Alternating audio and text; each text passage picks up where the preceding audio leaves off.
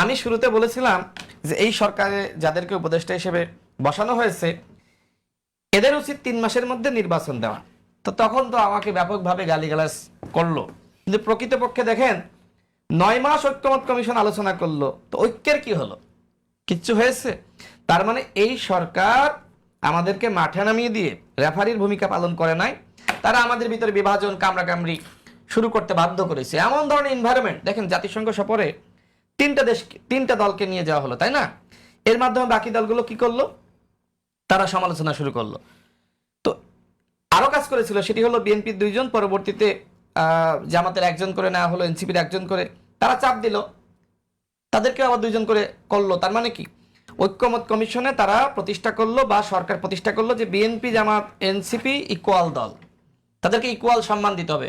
তার মানে বৈষম্য বিরোধী আন্দোলনের মাধ্যমে যে সরকার ক্ষমতায় বসলো সেই সরকার নিজেই বৈষম্য সৃষ্টি করলো, এবং এর পিছনে অনেকগুলো উদ্দেশ্য আছে। আমাদেরকে কামড়াকামড়িতে লিপ্ত করে তারা মূলত 5 বছর ক্ষমতায় থাকতে চেয়েছিল।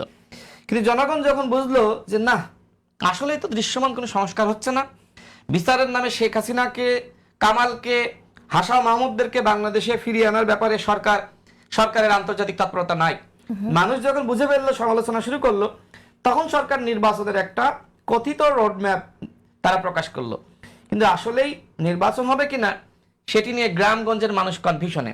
আমি যখন ঝিনাইদহের 2 আসনের প্রার্থী হিসেবে এলাকায় যাই, বিশ্বাস করেন মানুষ আমাকে প্রশ্ন করে যে ফেব্রুয়ারি মাসে কি নির্বাচন হবে?